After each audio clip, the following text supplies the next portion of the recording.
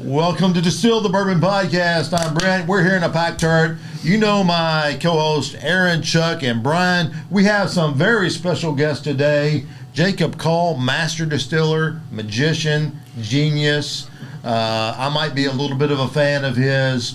And, of course, Zach Hargis. Fellas, welcome to the turret. We're glad you're here. We're talking about the new distillery, Western Kentucky Distillery. Yeah, thanks, guys. Glad to be here.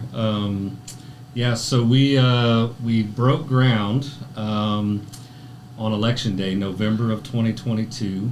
9 short months later, we were making bourbon. Wow. Amazing. July of 2023. And since then, we've made about 65,000 barrels of bourbon and rye whiskey. So things are going good. Fantastic. So tell us where you're located.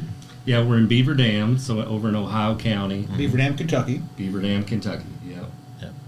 So you guys have new facilities there. You have what I think is a 40-foot tall, 36-inch column still, right? It's Vendome. And yeah, so it's all Vendome equipment, 36-inch Vendome beer still. We got a copper doubler. 81 acres. We have already built 5 barrel houses. So yeah, we're cranking it out, rocking and rolling. Started bottling. See some of the things we bottled at the distillery on the table. So you must be doing well, because I went to your website today to buy some, and it's all sold out. So we're going to get a little creative on where we can find it. But Zach, tell us a little bit about the brands that we have out there. Yeah, so the very first brand was the first release we had out of the distillery, and it's our Western Kentucky Distilling. And this is just a brand to kind of showcase what Jacob has made in the past. Obviously, we're a new distillery. We just started broke ground November 22, distilling July of 23.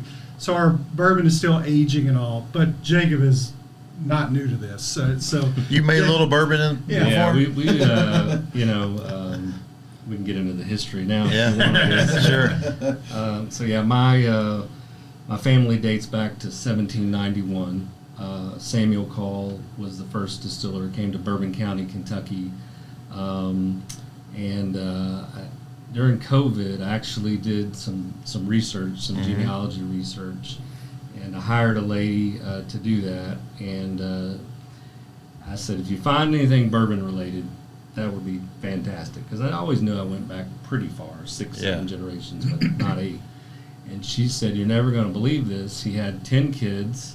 And I found, of course, there was a lawsuit when you have that many kids.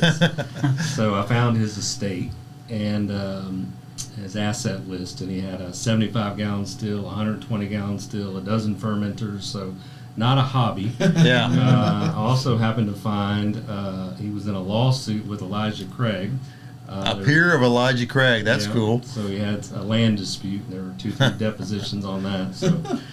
Family dates back a long time. More recent times, my grandfather worked at Jim Beam, my dad worked at Jim Beam, and then my father moved to Florida and started the Cruzan Rum brand. Did a lot of distillation down in Florida. We bottled all kinds of stuff, and I went to work for him, and we ran a couple distilleries down there. And I really always wanted to come back to Kentucky. I went to Murray State and Go Racers. Wanted to come back to Western Kentucky. And I knew the guy that bought the old Charles Medley distillery over in Owensboro. And it was vacant, shut down for 25 years. And really it was kind of during the bourbon boom. And, every distillery in Kentucky looked at buying that place. But everybody thought it was too far gone. It was going to be too much money. And I guess I was the only one crazy enough to do it. And so I had a great team, and I was employee 1 there and rebuilt it all. And, the rest is history. We built it up, expanded 3 times, eventually selling it to Pritzker Capital out of Chicago and BBC, Barstown Bourbon.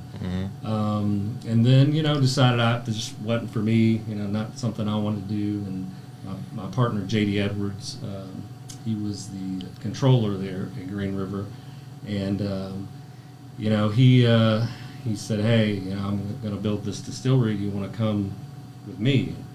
I was like, okay, that sounds fun. Let's just go build another one. So that's what we did. That's awesome. Excellent. Two smart decisions. Yeah. You have an artist and a money guy. And by the way, how many distilling companies are kicking themselves that they didn't do what you did at Green River, because what you did was fantastic. Yeah. Well, thank you. It was somebody made a lot of money, not me. Well, you look at the pictures of what, the fermenter, where the building where the fermenter tanks are, what it looked like, and what it looks like now is just amazing that you were able to save that. So, miracle number one right there. Funnily enough, the very first time I stepped foot on that place was a tour way behind, and looked over in warehouse B. The whole front facade of the building was collapsed. Yes. So it was a Herculean effort just to get that place. That was a once in a lifetime opportunity for me. Yeah. To get to come back home to Kentucky and rebuild that place and kind of put my stamp on it, and to get to do it twice now. Right. That doesn't happen very Well, that chapter is very cool, but we are so excited about what you're doing now with this new place. Chuck, you've had a chance to go down there and look around. I have. You've seen a couple of distilleries in your life, like almost all of them in the in the Commonwealth of Kentucky. I'm sorry. So, what do you see when you're down there? Well, the first thing you talking about a 36-inch column still, that may not mean much to anybody, but there's sizable distilleries that are running 16-inch column stills, that will move a lot of product. Green River's is 54-inch. That thing's a beast. A 36-inch column still, when I first laid eyes on it, is kind of like, these guys ain't playing. They're going to make some product. How much product have you made? Yeah, we make about 160 barrels a day. Wow. We've made about 65,000 barrels since we've been open. Yeah. We do a variety of recipes. We do high rye bourbons, high corn bourbons, wheated bourbon, 4-grain bourbon, single malt. I mean, we do, somebody like Maker's Mark, they just line up and make Maker's Mark every day. Right. We do a lot of different things. You do a lot of 21% rye, which is, right there in my wheelhouse. We do, yeah. Even Silk Velvet, that's a 21% on the rye side.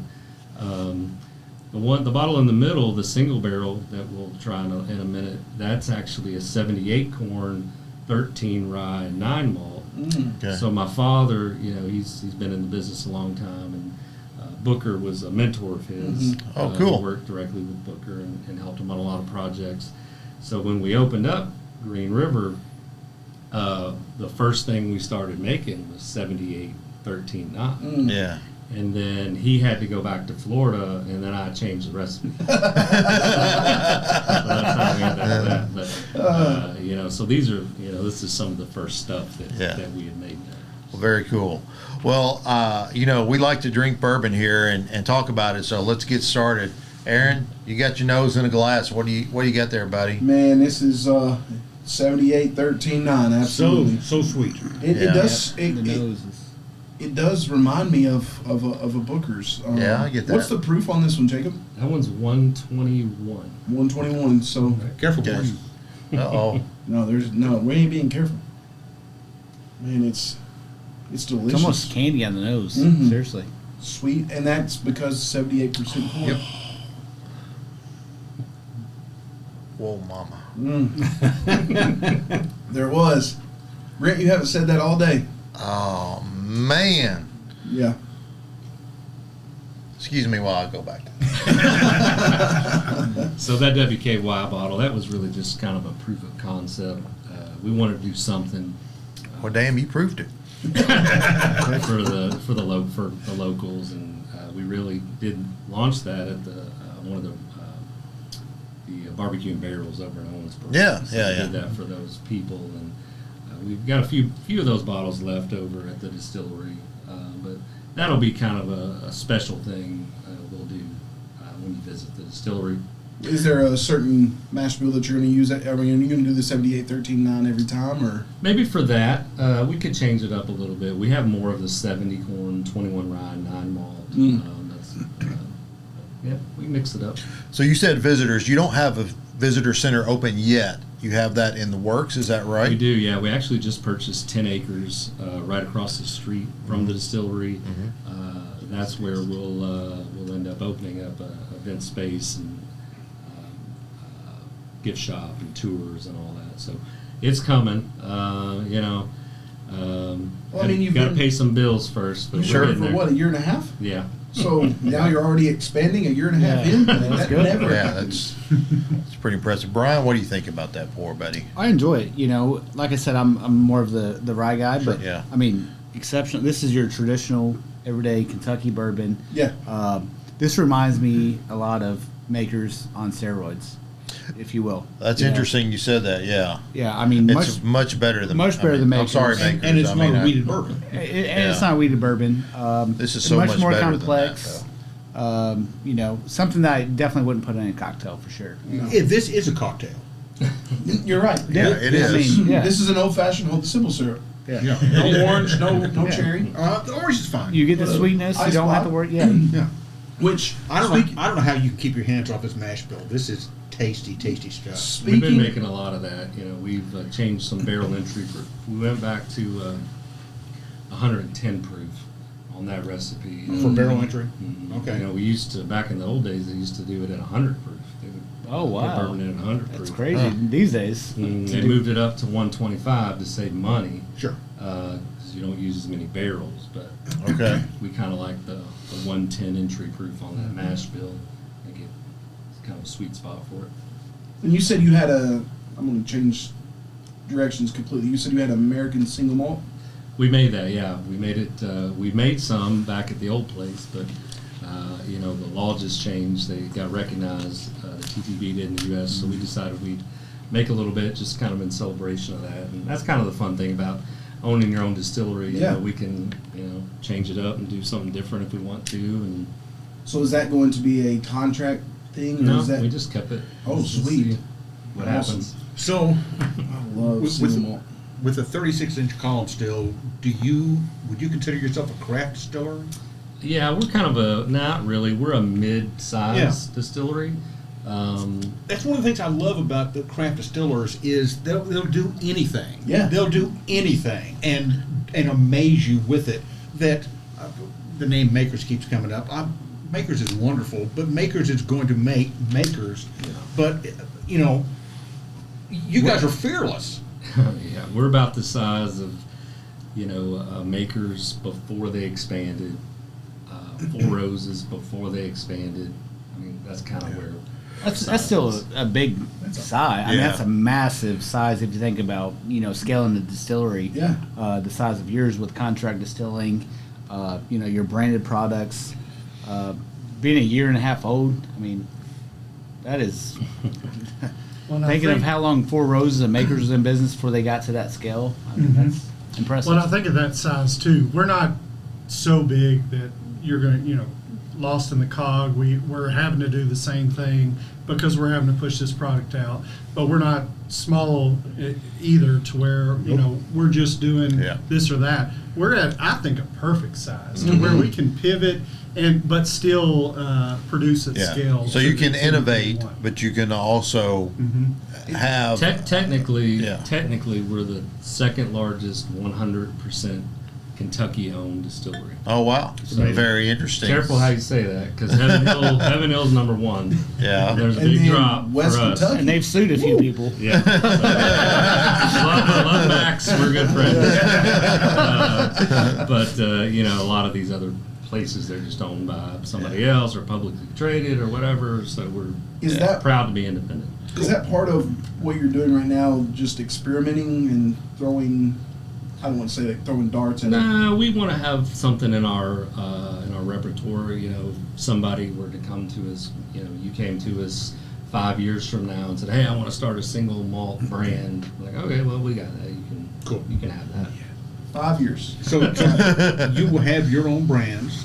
You haven't launched your. I mean, you have WKY right here. Will this?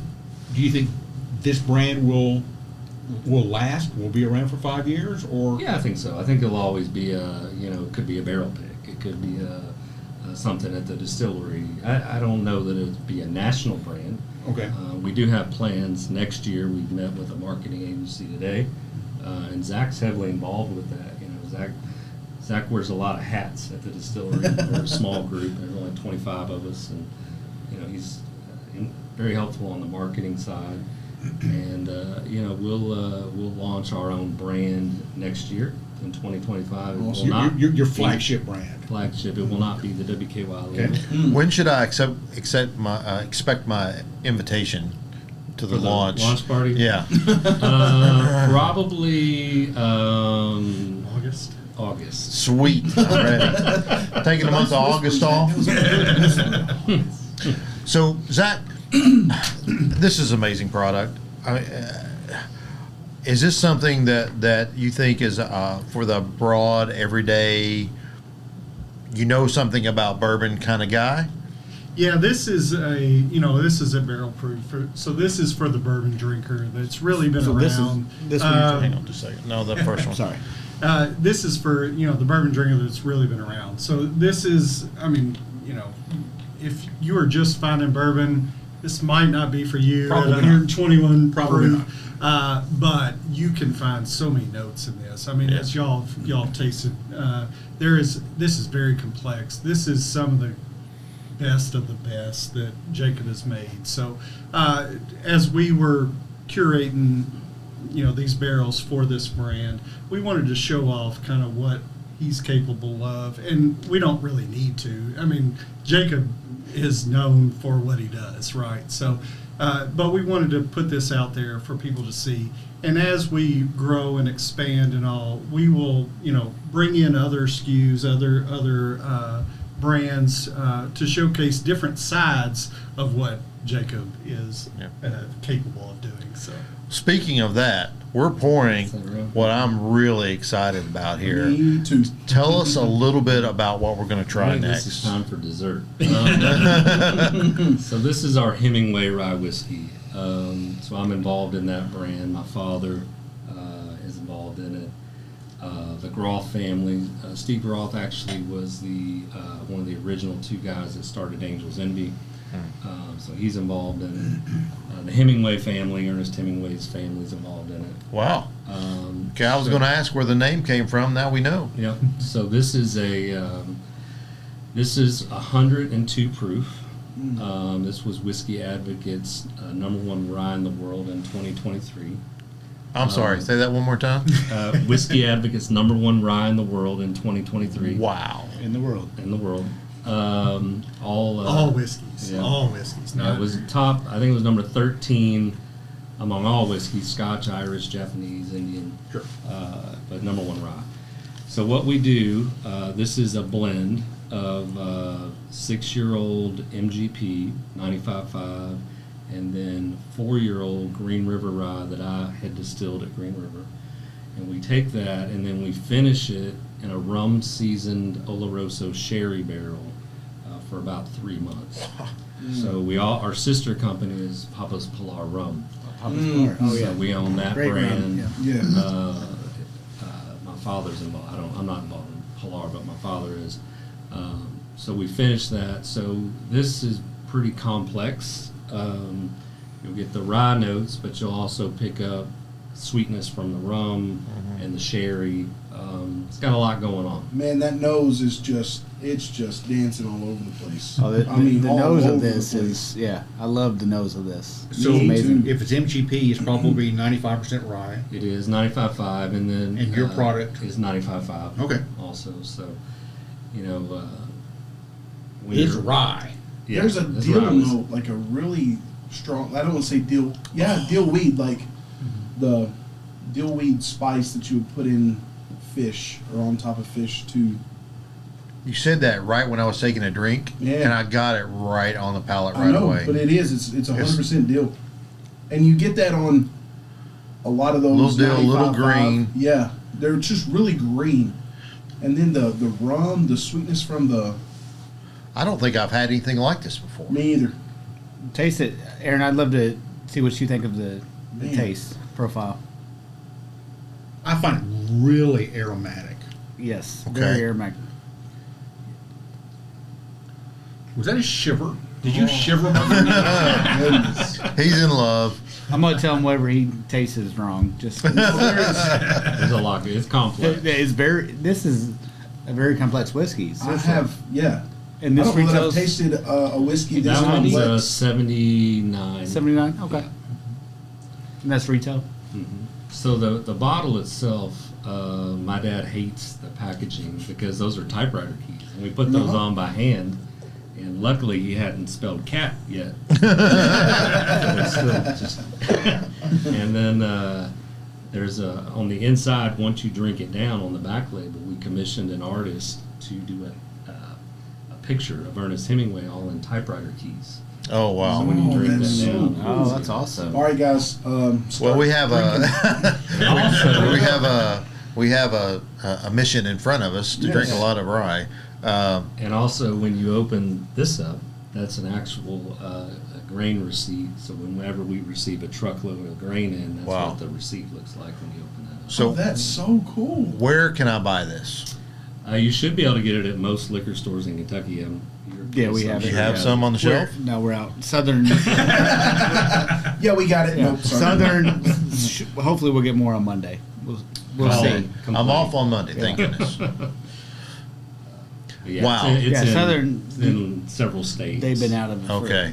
So, not just because my hero is sitting over here 2 seats away. If you don't have this on your shelf, what the hell is wrong with you? This is good whiskey, man. I'm giving this to people on Christmas. You know, this is a great. It's unique. I tell you what, we get a lot. You know, when we're tasting people, they're like, "I don't like rye. I don't like to drink Oh. rye." You don't need to. You don't have to. And that's then why- they try that. Yeah. And they're like, "Oh, well, this doesn't taste like rye." No. And that's why when I talk about rye, I always specify about rye because most people they say they're bourbon people, but they've never had ryes. So when you get them into the ryes and they start trying different spices, then they enjoy rye The whiskey. amount of rye you put into a whiskey too, though, definitely affects the flavor profile and the nose. So when you put, with this one 95.5, you're going to get some of that earthy quality, that dill quality, the leather. well, even the Grain, spiciness, yeah. Spice. grain, like Yeah. green, yes. So rye is green, and I think so many people think they don't like rye because they don't like that. It's not all They pepper. think that it's young.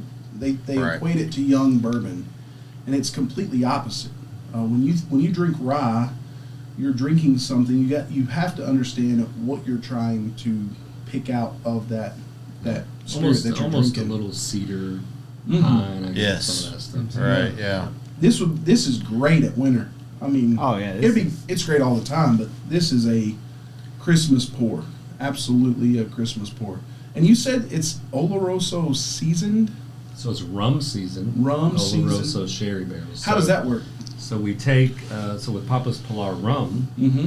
we buy, I think it's like 7 different rums from all around the Caribbean, places Ernest Hemingway would travel and write about.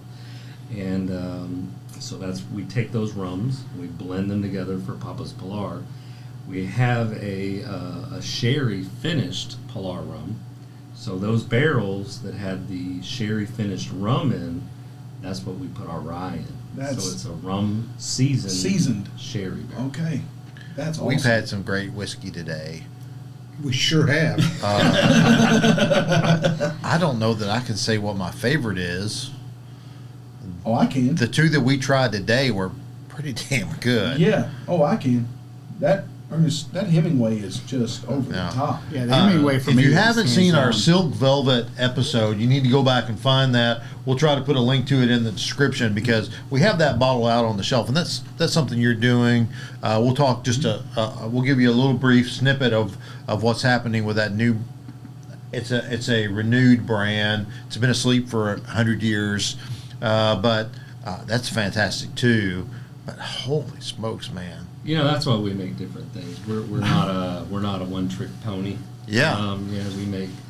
We make the 75 21-4 bourbons. We do the 78 corn, 13 rye bourbons. We do, of course, 70 21-9. We're making 95.5. So we do a lot of different things to for people to try different stuff. Well, I know Jacob Call's not going to brag, but I will brag. In the last 3 weeks, I have seen Jacob Call whiskeys heralded by 3 different organizations.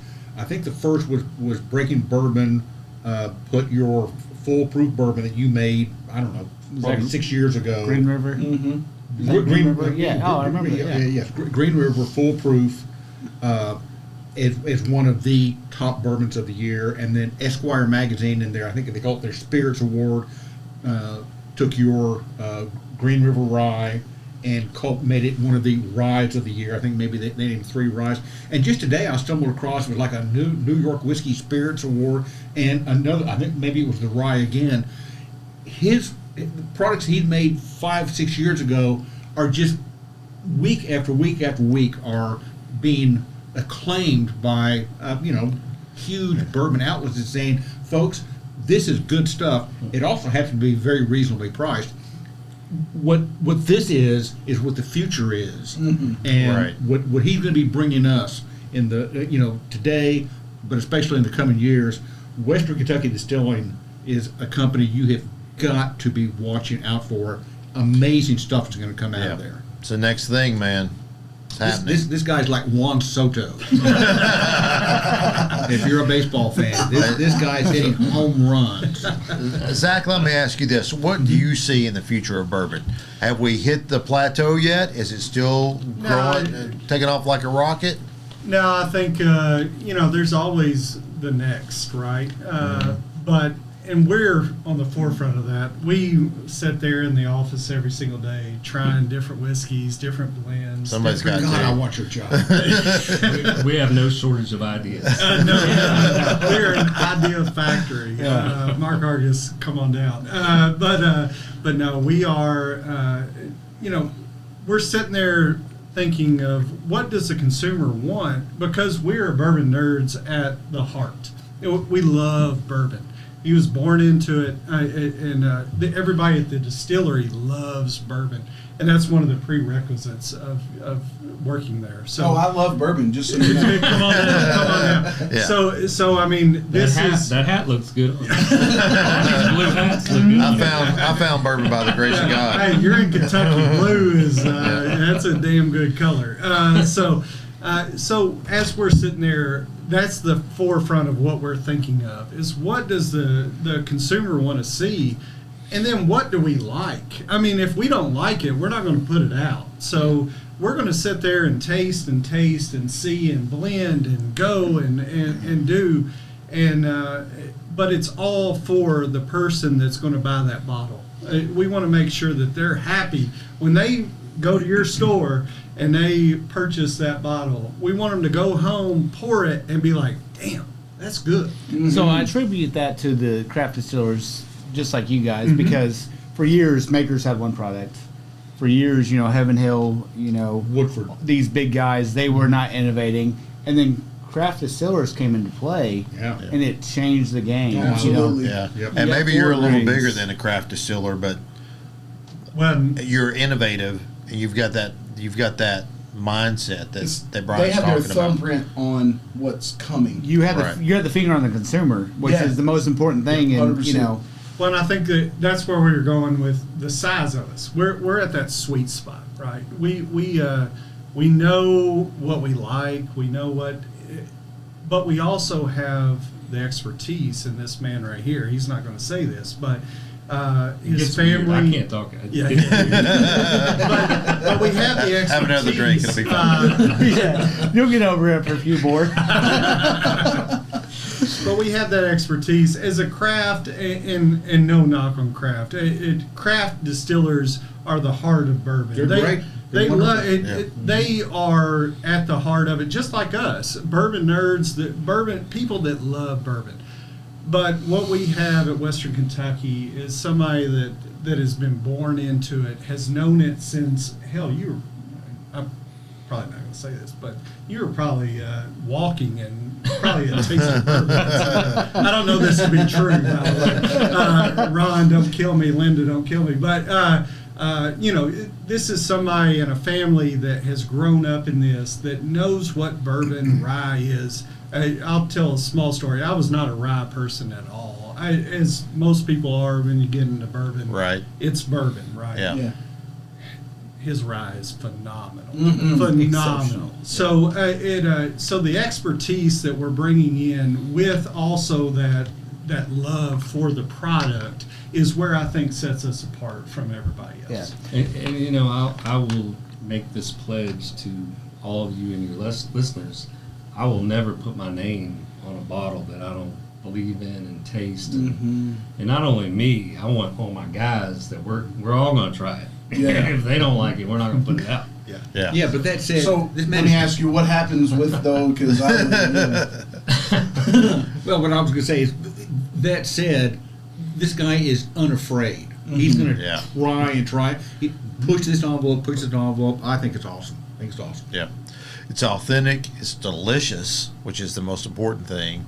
Right there, South Central Kentucky, Western Kentucky Distillery. Keep an eye on it. There's going to be amazing things coming out of Beaver Dam. You're not going to want to miss it. Well, that said, please drink responsibly.